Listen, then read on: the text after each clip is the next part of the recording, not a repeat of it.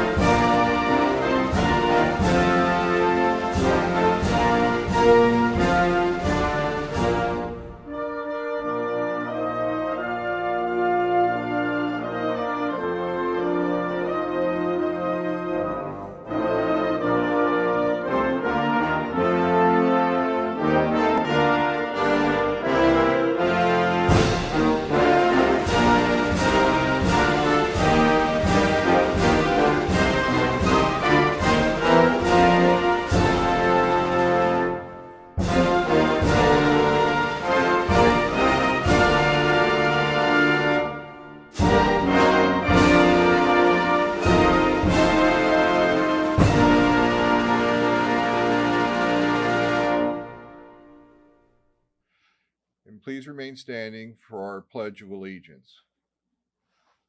I pledge allegiance to the flag of the United States of America and to the republic for which it stands, one nation, under God, indivisible, with liberty and justice for all.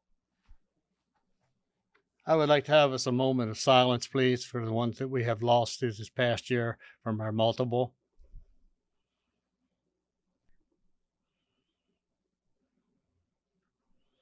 Thank you. Let's bow our heads. Dear gracious and heavenly Father, we thank you for this opportunity to be together. It's been a long time coming, but we know with you beside our side, we will make it through this time. Lord, I know you've been with us through all this, and as Lions, we're here to, as we say, we serve.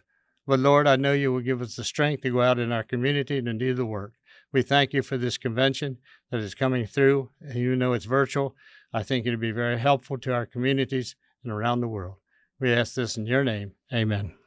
It is now my distinct pleasure to introduce each of our multiple district governors. Please stand as your district is recognized. District Governor Jim Katzman, 22A.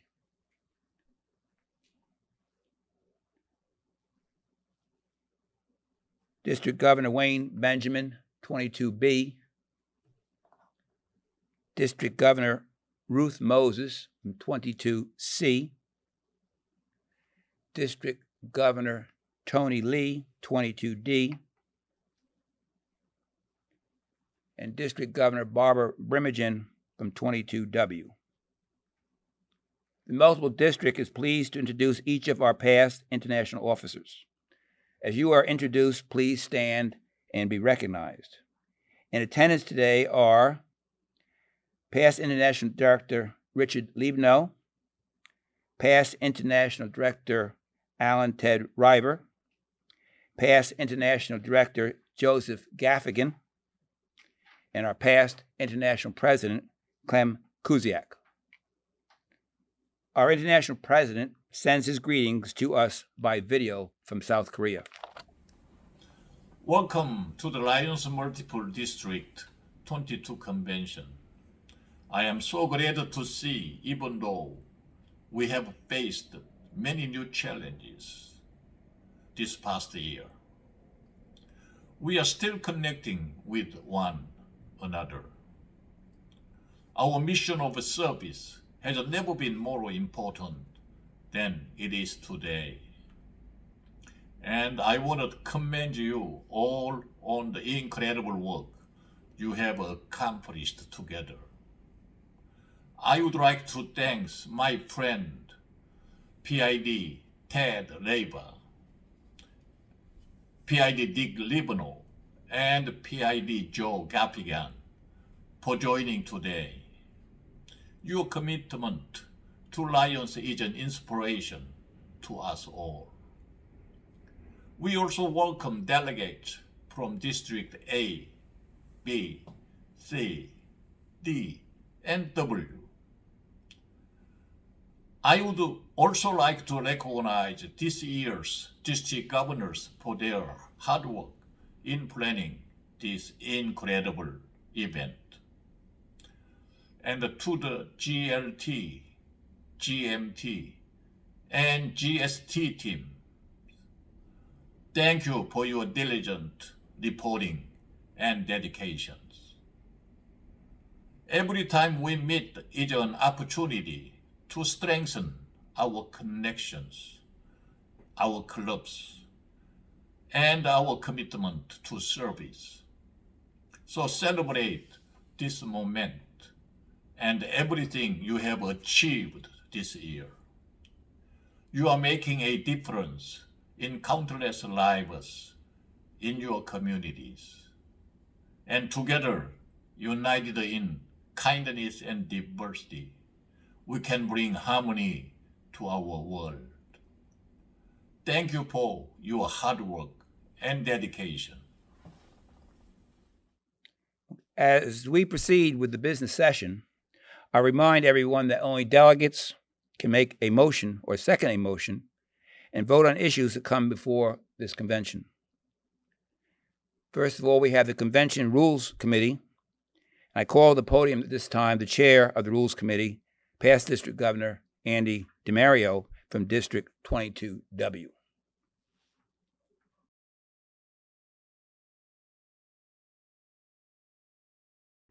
We need a motion for acceptance. I move we accept the Rules Committee report. Second, I second the motion. all in favor? Aye. Motion carried. We accept the Convention Rules Committee report. Thank you, past District Governor Andy DeMario and your committee for your work in helping to make this convention a success. We will now hear from the Constitution and Bylaws Committee, past District Governor Gary Burdett, 22C, regarding the resolutions to be voted on at this convention. The report will be given by District Governor Ruth Moses. Thank you, District Governor Wayne. So the Multiple District 22 Constitution and Bylaws Policies and Procedures Committee is responsible for reviewing and updating the MD22 Constitution and bylaws in the Multiple District 22 Policy and Procedure Manual. The 2020-2021 committee is comprised of the Lions from each sub-district and included PDG John Andrews, 22A, Lion Tommy Smith, 22B, PDG Gary Burdett, the chair, 22C, PCC Lee Bird, 22D, and PDG Dave Brawning, 22W. The MD22 Constitution and Bylaws, Policies, and Procedures Committee, at the recommendation of the MD22 Convention Committee and the MD22 Long Range Planning Committee, prepared a resolution to revise Article 8, Multiple District Convention Fund, Section 1 of the MD22 Constitution and Bylaws. The resolution would grant future councils the authority to consider other funding options to supplement the MD22 Convention Fund. The following resolution to revise Article 8, Section 1 of the MD22 Constitution and Bylaws will be placed on the ballot at the upcoming election in May. The proposed revisions, text highlighted in bold, will require the approval of 2/3 of the votes cast by the club delegates. Section 1, an annual per capita fund tax of $1.50 per year shall be levied upon each member of the clubs in the multiple district and shall be paid in 2 equal parts. The number of members in each club as of July 1st and January 1st shall be used as the basis for determining the amount due from each club. This tax shall be paid to the respective sub-district secretary treasurer or cabinet treasurer by October 1st and April 1st, respectively. Each sub-district will then submit said tax to the council treasurer of the Council of Governors within 30 days. In the event that the dues collected do not provide sufficient revenue to meet the planned budgeted expenses for the multiple district convention, the convention committee, with the approval of the Council of Governors, shall consider alternative measures to supplement the funding in order to provide a balanced budget. As required by Article 7, Section 1 of the MD22 Constitution and Bylaws, a letter explaining the proposed change, including a copy of the proposed resolution and a sample ballot, was sent to each in club in multiple district 22 30 days prior to the sub-district elections, which are being held prior to the multiple district convention. Due to the cancellation of the 2020 Lions Club International Convention, there were no changes to the International Constitution and Bylaw enacted that would have required additional revisions to the MD22 Constitution and Bylaws.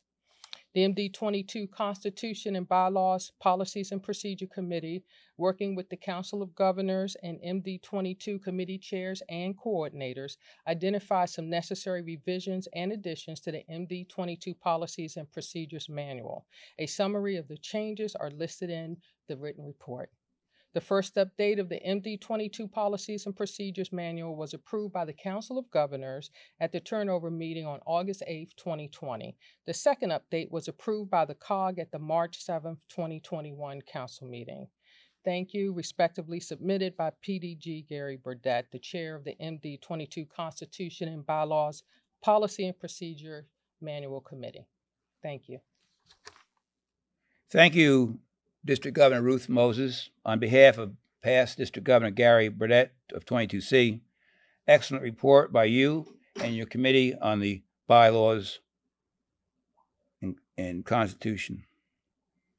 We will now have oral reports from the multiple district committee chairpersons. Time is limited, so each report should be no more than 3 minutes. First on the agenda is Diabetes Coordinator John Monahan. Thank you, District Governor Wayne. In preparing the summary, my thoughts returned back to August and to conversations we had with the Committee of Diabetes Coordinators representing Multiple District 22, and there was a consensus that we did not know what to expect from the upcoming service year. And the society around us was under lockdown due to health and safety concerns. So what we knew is normal, like visiting clubs for diabetes awareness presentation, planning fundraisers, or face-to-face screenings, would have to be modified for 2021. What we did have were the facts.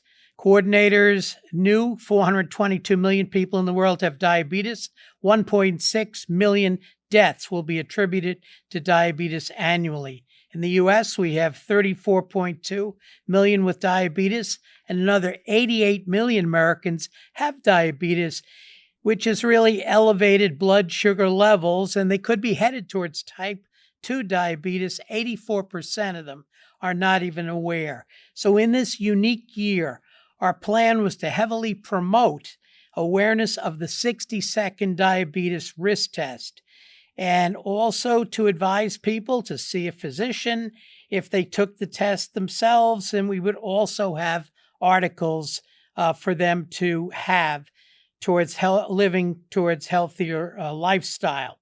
Throughout Multiple District 22 this year, the coordinators delivered this essential message. Here are some examples. Diabetes coordinators delivered programs via Zoom in every sub-district upon request. There was a celebration of World Diabetes Day, November 14th.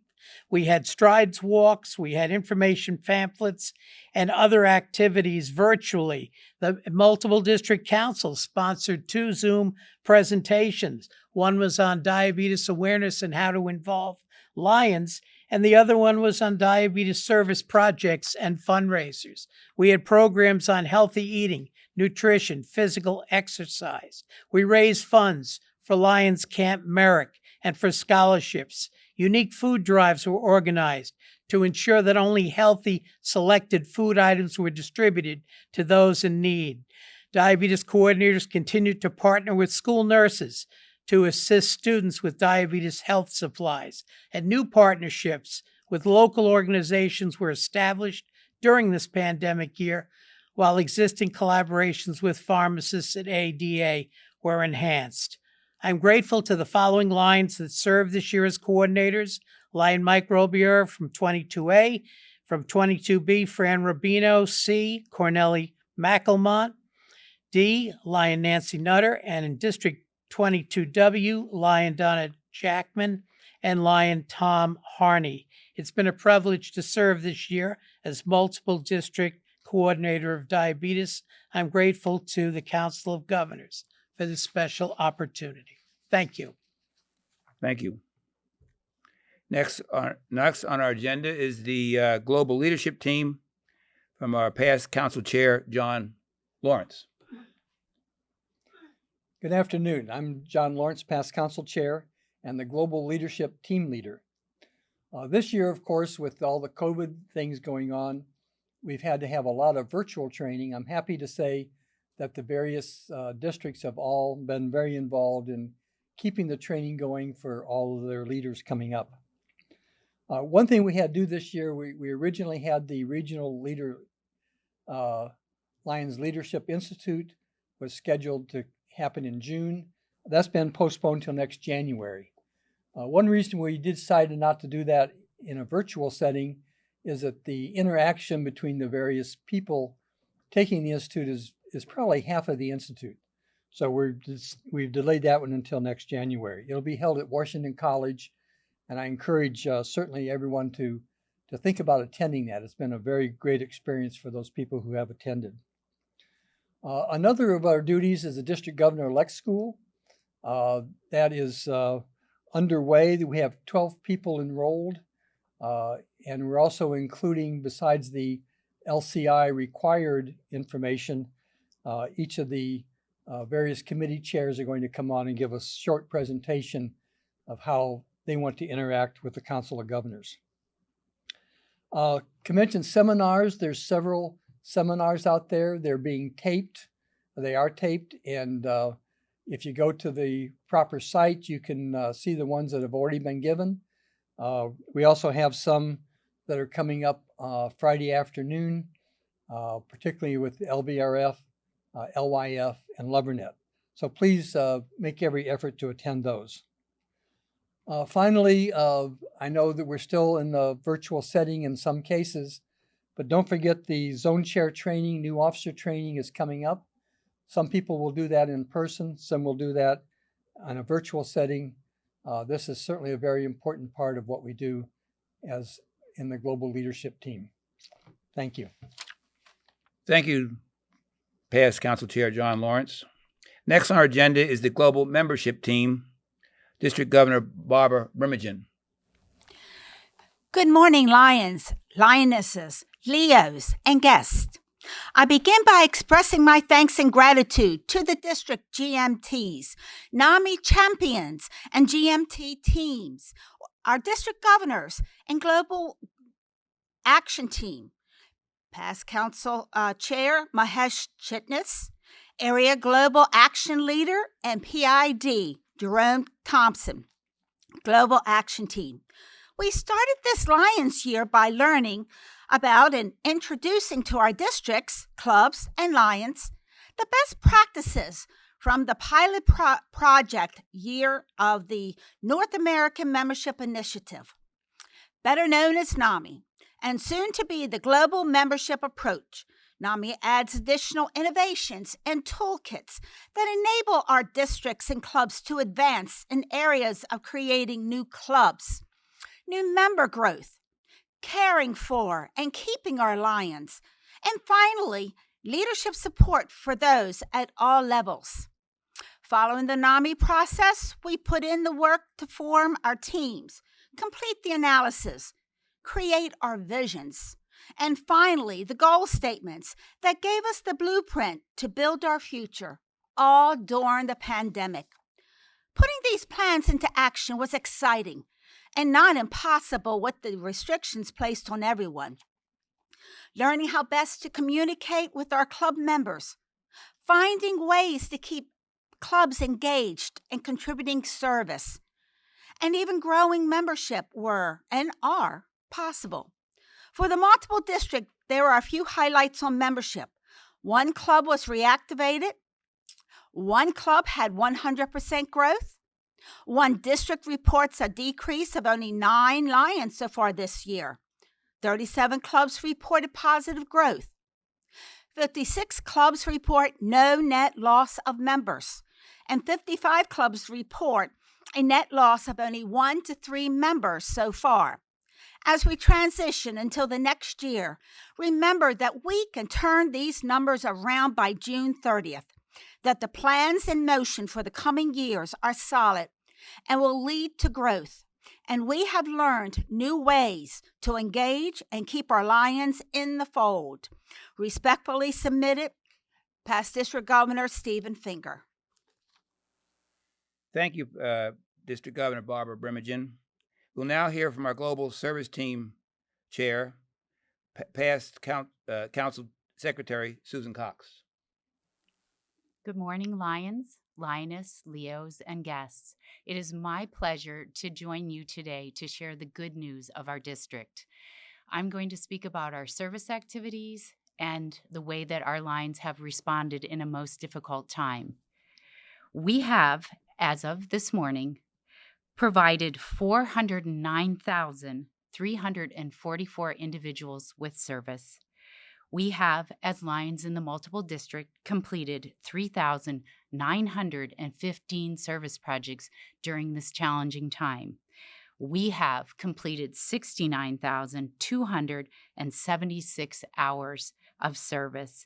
What a fantastic accomplishment when it has been difficult throughout this time to meet together, to serve together. We have still found opportunities to serve. We are very proud of the 38 diabetes projects that have been completed, the 262 environmental projects that have been completed, 43 childhood cancer projects, 647 hunger projects during a time when hunger was a great need in every community, 411 vision projects, and 2,514 additional service projects in a variety of areas. We can certainly say that we are proud of the service that we have shared this year with our communities. I want to thank all of the coordinators and also the council for all of your hard work to continue to make service happen. Thank you, Lions. Thank you, Lion Susan Cox. We next have Leader Dog, the Blind Chair, past District Governor Robert Bob Jones. Good morning, fellow Lions. Leader Dog, as well as all of our districts, have canceled all in-person visits and programs this year due to the coronavirus. We are maintaining continuity and contact with Leader Dog through quarterly virtual meetings, which my wife and I have attended, and they are very, very well done and kept us up to date. Our multiple district had a virtual presentation presented on March 30th. It was an hour long, and it was an excellent program attended by approximately 100 Lions. We also had a virtual 50-50, of which we ended up sending Leader Dog $800. We're very, very proud of that, needless to say. A Leader Dog presentation similar to the one for the multiple district was presented to 22W on April 29th this year, and they did that for their whole district. LDC's Leader Dog chairs are receiving some donations, and I'm getting some donations. We're all forwarded to Leader Dog. And as of March 30th, April 1st, our multiple district is setting at about $40,000 in donations. So we're doing a pretty good job. My full report has been submitted to the council. Thank you. Thank you, past District Governor Robert Jones. A Leo Chair report has been submitted by our Leo Chair for the multiple district. I will present it at this time. For the Leo clubs of multiple district 22 during the 2021 calendar year, clubs meeting and activities were markedly affected by the restrictions due to the COVID-19 pandemic. However, Belafonte Leo Club remained active during this time doing mentoring, as well as the Bowie, Ridgely, and Denton clubs. The Leos of Milford were active in the Thanksgiving and Christmas basket program. The Perryville Lions of 22B work with the Leos to present topics on diabetes education. Effective Monday, March 29th, due to the personal obligations, Leo, chairman for District 22, multiple District 22, resigned his position for personal reasons.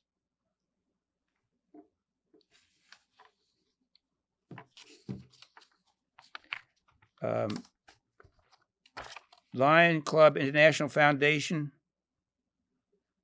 past District Governor Kendall Chu, and past District Governor Kent Edelmiller. They're not here, though. They're not here at this time. Okay. Our next on the agenda is our Lions Quest Chair, past Cabinet Secretary Martin Bonura. I want to start by thanking the Council of Governors for the opportunity for this new adventure in Lions Quest. This year has been impacted because of COVID. However, there have been outstanding things done for Lions Quest. In 22A, District Governor Jim took over the program after we found out that there was a request for Lions Quest at a school in his district. He worked with Our Lady of Victory School, and they have a program. He has also gone out and succeeded in getting a grant. In 22B, Lion Beth Whitelock has worked with the schools to keep them available to take Lions Quest when they open back up. In 22C, Cabinet Secretary Maxine Hooker came to us and said, we have a group of people who would like to do Lions Quest. So we talked to them, showed them the ropes. They have joined Lions Quest. In 22D, there are 3 regional people. Hyatt Homar Herbert is the Region 1 chair, and she is working with the Bellevue Community Center grades kindergarten through 5. Bill Walls is in Region 2, and he is working with the schools in that area to keep them available for next year. And Lion John Moynihan is in Region 3, and he is working with the schools and has got them the information they need. In 22W, we finished out a grant. We had a $25,000 Lions Clubs International Foundation grant.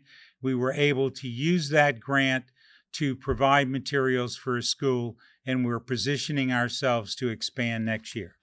Again, thank you to the Council of Governors. Thank you, Lion Martin. Lions Saving Kids site. Dr. Joseph he could not be here this evening. I'm presenting his report as well. Lion Joe reports that the Lions Saving Kids site has been very inactive this year, largely due to the COVID pandemic. However, a donation for acquisition of visual screening equipment was made to a club in 22W. Next on the agenda, we have the report from the Marketing and Community Chair, past District Governor Susan Bonura. Thank you, District Governor Wayne.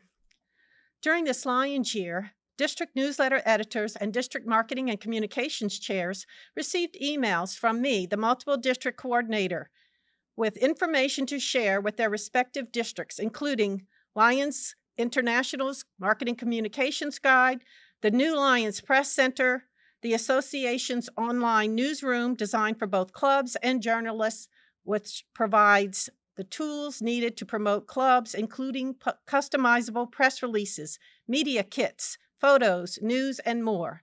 They also receive tips for marketing your club in your local newspaper. Newsletter or bulletin editors were Sue Parks in 22A, Melanie Donovan in 22B, PDG Sandy Halterman in 22C, and Phyllis Thompson in 22W. Marketing communication chairs were PDG Paul Roof in 22A, Kimberly Abner and PDG Dalton Mann in 22B, and Lynn Stimmel in 22W. 22W's marketing chair, Lion Lynn Stimmel, submitted regular articles for the District 22W newsletter and gave reports at cabinet meetings, urging clubs to blow their own horns and tell their communities about their activities and good deeds, and offering to assist with publicizing their activities and fundraisers. Her articles focused on appointing a club communications and marketing chair, the marketing communication chairperson guide, highlighting the 22W Club Marketing and Communications Award, and urging clubs to have a club newsletter and an effective communications and marketing tool to promote their clubs. She encouraged clubs to wear Lions apparel at events other than Lions meetings. She provided tips for communicating and keeping up with members so that they would be informed and involved. During the Lions year, I invited clubs to contact me as the multiple district marketing and communications chair for assistance with publicizing and promoting their clubs and activities. I thank the Council of Governors for the opportunity to serve as the multiple district marketing and communications chair. Thank you. Thank you, Lion Susan Bonura. Next on our agenda is a report from the Research and Long Range Planning Chair, past Council Chair Charlie Kearse. Good morning. Thank you, District Governor Wayne, for the introduction. I had the privilege this year to serve as the chair of the Research and Long Range Planning Committee for the Multiple. The committee, in carrying out their responsibilities, identified and recommended to the Council of Governors 3 areas that they felt were important to be investigated. The first one was revisions to the multiple district records retention, a long-range plan, and then to look at alternative venues for the convention. I'd like to give you a little brief update on each one. And start with the records retention. The multiple district established a project for records retention in 2013. It was a good start, but they had some problems and holes, and a review and analysis of the reports indicated a number of difficulties with the process, entry, and retention of these records. First steps of the plan revisions have been completed. Proposed updates to the multiple district policy and procedure manual to clarify responsibilities for the submission of records, and a list of specific records, which is very important to be retained, have been approved by the Council of Governors. Entry of past records into the database and analysis to identify missing records, format updates, and revised access of codes remain to be addressed. Next task was long-range planning. This was a carryover from the previous year to develop a long-range plan for the multiple. It ran into some difficulty because of lack of response from the committees. So the Long Range Planning Committee have reverted to a strategic plan, which has been completed and will be provided to the Council of Governors. Last but not least was to look at alternative venues for the convention. The convention, this was done in conjunction with the convention, not just as a standalone. The convention is faced with a number of problems, and one is financing. We looked at three alternatives. First was, is it possible to raise the dues? Second was to look at a registration fee. And third was to look at just reducing the overall cost. Knowing the multiple district Lions, dues increases, registration fees are not a very popular alternative. And also to just reduce the cost with the present format would be a difficult task. This pursued into looking at perhaps a change in format, and a preliminary look was changing to a 2-day multiple district convention and perhaps a 1-day single district convention. This looks like it has some promises, and there will be further work necessary to be done, including a cost analysis in the future. Also, the Research and Long Range Planning, in conjunction with the Convention Committee, proposed a change to the Constitution and the bylaws to allow the Council of Governors to have better discretion in how they do or finance the convention. That has been approved by the Council of Governors and will be on the ballot at the May convention for the delegates to make a decision. The contributions of this committee have been outstanding. They've all worked hard, as just like every other committee with the pandemic. All the sessions were done virtually, and that has proven to be quite successful. I thank the Council of Governors for this opportunity to serve, and I wish you the best as we go forward. Thank you very much. Thank you, past Council Chair Charlie Kearse. Now, we'd like to hear from the Multiple District 22 Convention Committee Chair, past Council Chair David Studley. Good morning. As your Multiple District Convention Committee began their year, plans were being made to hold a live in-person convention at the Wyndham Hotel in Gettysburg. We began the year with a visit to the hotel to meet with the sales staff and to inspect the venue. We were impressed with the quality of the venue and of the people there that were willing to work with us, and looking forward to our convention. But as the year progressed, the uncertainty of the pandemic led us to surveying the past couple years' attendees to the convention to see how they would consider attending a live convention. Only about 50% said they would attend. This led to the consideration of changing to looking at other alternatives, and a variety, and at a meeting in late January, the council decided to pursue a virtual platform with which to hold a convention. We are viewing what we are viewing today. I forgot what I wanted to say. What we are viewing today was developed into this platform, and many challenges were faced by the committee. I would like to thank all of my committee members, especially past Council Chair Harold Boscia, Convention Treasurer Sonia Wiggins, and the many others that helped us through the year. And this ends my report. Thank you. Thank you, Lion Dave. Now we'd like to hear from our 100th anniversary committee chair, immediate past District Governor of 22B, John Lawrence. Thank you, District Governor. Thank you, District Governor Wayne. It looks like I have a new title, which is fine. In 2022, our multiple districts is going to celebrate its 100th anniversary.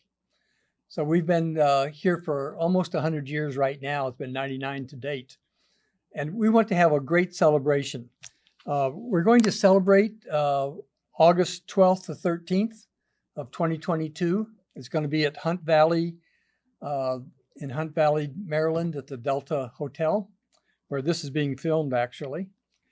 We're going to look at where we've been in the past, do an examination of where we are now, make plans to and get energy to forge into the future, and of course, have a really big celebration. Briefly, on Friday evening, we start out with sort of a more formal dinner. The speaker is going to be International President. He will be at that time, Brian Sheehan. We're very fortunate for him to be here, and he'll be here for the entire weekend. On Saturday morning, we're going to have a breakfast. We have a great speaker lined up. His name is Don Newberry. He's been a college president of a couple of colleges, does a great job of speaking. He's been a public speaker for 40-some years. Really looking forward to that. During the day on Saturday, we're going to have events throughout the day, but the primary thing will be the Special Olympics is going to come and work particularly with our Leos and of course all of the Lions in doing Special Olympic events, including the opening eyes that we do when we screen the Special Olympians for vision problems. That's something not to be missed. If you haven't been to a Special Olympics event, please make sure to make plans to come to that. On Saturday evening, we're going to have our final celebration. We have a group called the Fabulous Hubcaps scheduled. They are a very high energy group. They do 50s and 60s music. I think that people really enjoy them. I know they're sold out every time they have an event somewhere. So please plan ahead now, August 11th or August 12th and 13th next year for a very memorable event. Thank you. Thank you, Lion Susan, for an excellent report. Now we'll hear from our information technology chair, who happens to not be here, but but our district governor, Tony Lee, is going to give her report. Greetings, multiple district. Our IT report is very short. We do have a written report for all the details. From the IT or information technology community, we had a rough start. We were able to correct ourselves, and we can say rough start, but a clean finish. We have our websites up and running, and any additional information can be gotten from our written report. Thank you. Thank you, Lion Tony. Now, District Governor Tony is also going to talk about the USA Canadian Lions Leadership Forum, filling in for Ralph and Sheila Schieffelstein. All right. Our 2020 USA Canada Lions Leadership Forum was held online this year, our virtual activities. It was held September 25th through September 27th. It was a outstanding show for what they had to do. The show went well. And really the most important information is for our 2021 forum.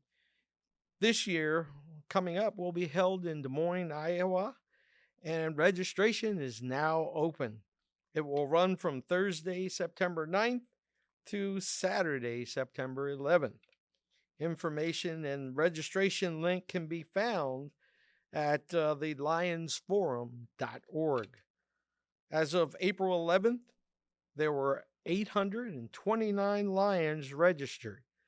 We look forward to seeing all of you at the forum this year. Thank you. Thank you, District Governor Tony. Our Delaware Vehicle Tag Coordinator, Lion Bruce Marvel, was not able to be here, but fortunately, our District Governor, Tony Lee, could make it. And Tony Lee is going to give a report on the Vehicle Tag Coordinator for Delaware. All right. As with everything for 2020, we had a slow year. COVID kept folks inside, so not really that much of an opportunity to get out. So we were only able to register 2 vehicles this year. And we look forward to an opportunity to do more next year. Our practice of rotating our leadership tags, our LC 1, 2, and 3, for our incoming officers will be accomplished in June. So that's our report for this year. Thanks. Our Women's Membership Development Participation Chair was Lion Dow Mann, who passed away about in the latter part of March. So we have April. So we have no report there. Youth Outreach Committee Chair is Lion Carol Schoonover, who's Zone Chair in 22B. And I have her report here. It's be read to you at this time. Upon examination starting July 1st, we had some clubs doing hands-on service activities. Examples are as follows: distributing and packing lunches and snacks to be picked up at schools or designated locations, art programs, drug and suicide prevention programs, basketball games, and craft kits activities. When school started up in the fall, clubs donated school supplies and hygiene products to be distributed to schools and teachers. Upon research, each time COVID restrictions eased up, hands-on activities increased, such as Halloween treat bags, parades, trunk-or-treat events. Halloween safety programs and Halloween bonfires were also done. During Christmas, many clubs donated bicycles, took children shopping, participated in Toys for Tots, and donated presents to youth in need. Club youth involvement increased with Easter parades, baskets, and Easter egg hunts.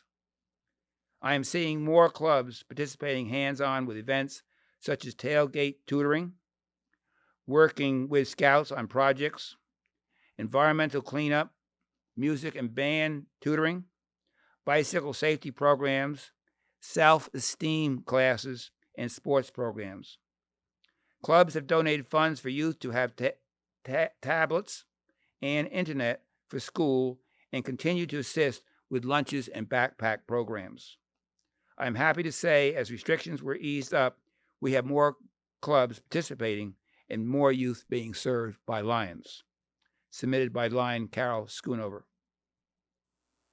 Next on the agenda, we have Lions Club International Foundation report being presented by District Governor Barbara Brimingen for past District Governor Kendall Chu. Here are the updated numbers for this Lions year as of April 14th. 22A, $8,725. 22B, $18,075. 22C, $31,125. 22D, $59,982.89. 22W, $36,638.73. The multiple district 22 total, $154,546.62. Multiple District 22 continues to do surprisingly well in making donations to LCIF and Campaign 100, despite the problems with trying to raise funds with the COVID-19 restrictions. Multiple District 22 has 24 model clubs, and over 43% of the clubs in Multiple District 22 have donated money to LCIF this year. Two of the sub-districts, 22C and 22D, have donated over 100% of their original Campaign 100 pledges. PID Richard Liebenow from District 22W reported that his club, the Deer Park Lions Club, has completed its Model Club Campaign 100 pledge. Finally, the pre-filming of the first Vice President Doug Alexander's Campaign 100 Telethon was done at the Bellefonte Lions Club Den in District 22D. It featured the first model club in District 22D, PID Ted and Lion Ann Rivers, Tallyville Naaman's Lions Club, and the two newest District 22D's 6 model clubs, the Claymont Lions Club and the Lord Baltimore. District 22D also added Dover Lions Club to their list of model clubs. With 3 months to go in the Lions year, we need to average only $9,000 per district to reach $200,000. If you are hearing this presentation and have not made a contribution to Campaign 100, now is the time. Thank you to the Lions of MD22 for their support of Campaign 100, submitted by past District Governor Ken Eitmiller, past District Governor Ken Chu, the LCIF Multiple District 22 co-chairs. Thank you, Lion Barb. Lions Youth Foundation is going to be presented by District Governor Ruth Moses for past District Governor Sandy Halterman. Hello, this is the Lions Youth Foundation final report for the year 2020-2021. The Cusick Lions Youth Foundation Incorporation, also referred as the Lions Youth Foundation, or LYF, started the Lions year 2020-2021 with Chair Sandy Halterman of District 22C. After many hours of preparation, putting together informational material, gathering committee chairs, and other administrative duties, the LYF started the year with a trustee retreat on July 25th, 2020. Due to the continued COVID-19 pandemic that plagued our world last year, we were unable to personally hold our annual retreat at the Annapolis Elks Club, Edgewater, Maryland. Therefore, election of officers was held virtually via Zoom.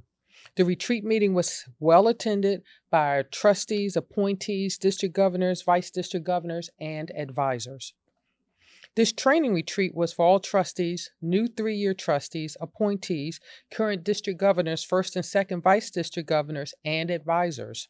At this meeting, informational material was provided regarding committees and programs of LYF, how the organization works, and what everyone can do to inform the multiple District 22 Lions clubs. The following new 3-year trustees were introduced at this meeting: Jeff Fair, 22A, Carol Schoonover, 22B, and Sandy Halterman, 22C. None appointed in 22D, and Brian Cox for 22W. Executive officers for this year were Chair Sandy Halterman, District 22C, Vice Chair Brian Cox, District 22D, Secretary Carol Mahanti, District 22A, Treasurer Gary Buckman, District 22B, and immediate past Chair Dave Studley, District 22B. Due to the cancellation of the Multiple District Convention, LYF did not have its annual breakfast or seminar as previously planned. The fundraising committee was under the leadership of Lion Brian Cox, past council chair. No specific fundraising was able to be held. Initiatives going forward will be to encourage fundraising activities. Leadership committee was under the leadership of Lion Carol Schoonover. Lion Carol encouraged all LYF and district leaders to promote the mission of LYF, especially the grant opportunities and recognition. Information provided by Chair Carroll was distributed. Grants Committee was under the leadership of Lion Arthur Hooker until his untimely passing. A past grants chair, Robert Bruce, stepped up to finish out the year. LYF had 3 grant requests that was approved in the 2019-2020 Lions year. 2 of the 3 projects were completed during this current Lions year. Due to COVID, 1 could not be completed, but is being restructured this Lions year. Recognition Committee was co-chaired initially to be chaired by Lion Jessica Graham. However, due to other commitments, she requested to be replaced. Past recognition chair Lion Carol Mahanti agreed to handle the thank you letters and any distribution of fellowships and patches, and Lion Sandy Halterman handled the recognition chart, which maintains all donations and fellowships by club and recipient name. The LYF recognition program is to recognize and award a level of honor to each lion, lioness, Leo, or other individual or entity. A plaque was presented to the Terra Rubra Lions Club for their continued support and fundraising initiative throughout the years. Other highlights were the Long Range Planning Committee's recommendations and subsequent policy and procedures manual update and approval. Lastly, the LYF mourned this year the passing of dedicated Lion and second-year LYF trustee Arthur Hooker from District 22C. Lion Arthur was also the chair of the Grants Committee and served on the fundraising committee. Lion Roderick Harris from District 22C stepped up to complete Lion Arthur's trustee commitment. Yours in Lionism and Service, Sandy Halterman, Lions Youth Foundation Chair. Thank you. Do I hear a motion to approve all of the reports? So moved. Second? All those in favor? Motion carried.